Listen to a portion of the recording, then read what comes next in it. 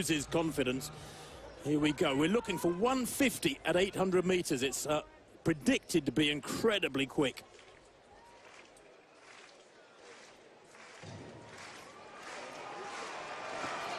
Well, away they go. There's going to be some stragglers suffering in the latter stage of this one if they all go with the pace. The two pacemakers, Kivuva and Rotic, have been tasked with going out in 150 for 800, 217 for 1,000, which, Steve, you were saying earlier to me you thought was perhaps a little bit too fast.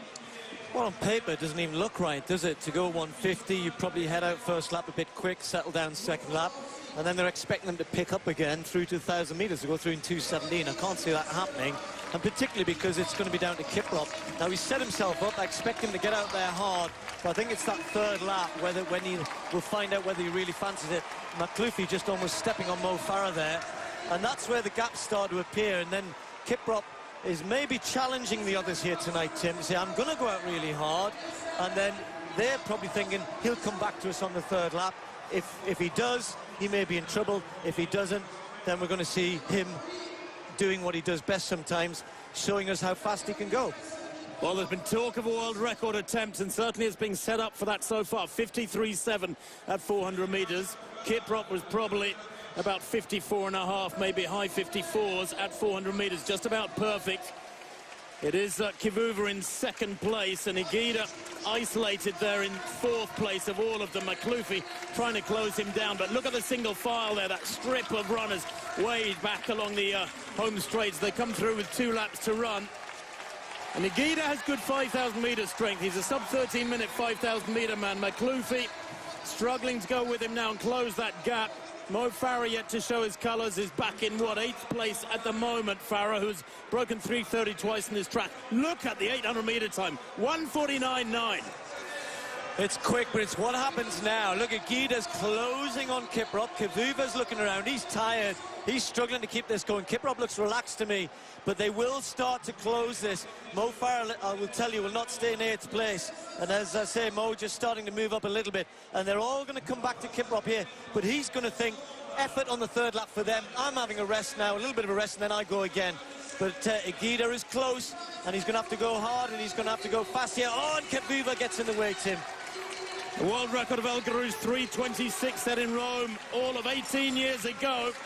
They come down the straight, and it is Higuita who leads by 3 or 4 metres from Kiprop. Has he gone too hard over the first 800, Kiprop? Because he must have been about 150.2 at 800 metres. McLuffy, the reigning Olympic champion, in 3rd place. Mo Farah in 5th place at the moment and looking strong as they head into the back straight. But Higuita, who's a 3:28 man himself, leading by 2 or 3 metres from Kiprop. Has somebody to aim at now, does Kiprop. McLuffy in 3rd, and these 3 are away. And Farah in 6th place now, has still got work to do. The rest of them struggling in this pace. The European champion is back in about 8th place at the moment. Philip Ingebrigtsen, as Higuita has Kiprop breathing down his neck, coming into the straight now. And running really wide now on the outside, with Higuita on the inside beaten. And it's coming away now with this win very comfortably indeed, looking fantastic.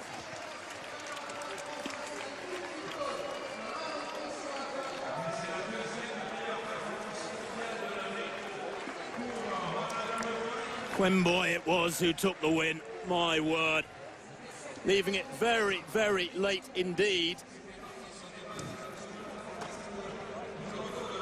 And there are bodies strewn all over the track. The winning time, 3:30.49. It just shows, Steve, how delicately you've got to pace these races. When you're operating at the edge of the envelope like that, you've got to get it right. And 1:49.9 or 1:50.3, whatever it was for Kiprop at 800 metres, was just far, far too optimistic. And he will be disappointed with that, won't he? Because he really did expect to run a long way under 3:30 here tonight, and there have been whisperings in the hotel today of a world record attempt. I think, Tim, we were both saying, if you go out at 150, you're setting yourself up either to run a world record or to get into a bit of bother. And when you slow down so much on the third lap, I think that was his plan tonight. Go out hard, maybe suck the others into that, slow down and go again. But they're coming from behind, and Kwemoi in particular comes from absolutely nowhere. And Kiprop gives up in the end, which I never like to see, to be honest. we're here in Monaco. We expect great things. We expect great things from Kiprop. We're not always going to get it, of course, but you know, he said to me yesterday he's had a difficult week. He's had problems with his manager, his agent, back home in Kenya. He said he's been stressed out. But then don't go out at 150. You know, exactly. Don't take the bait. You know, run a more sensible race. But you know, he's only got himself to blame. He went out hard, for whatever reason, it wasn't there for him tonight. Kwemoi comes through with a win, which, you know, would surprise everybody, including himself probably. All credit to Kwemoi, because he looked fabulous there down the home straight. I mean, it looked almost like a tactical race, the speed he was able to generate over the last 70 or 80 metres. 3:30.49 for Kwemoi, a season's best. Manangoi second, 3:31.19. Mo Farah back in 5th place, by the way, 3:31.74. I think quite a few athletes had the rhythm of their race upset by that pace being much too quick. And Charlie Grice, by the way, another young Briton in that race, 3:33.60. Confirmation there of the top 8 in the men's 1500 metres. So much promised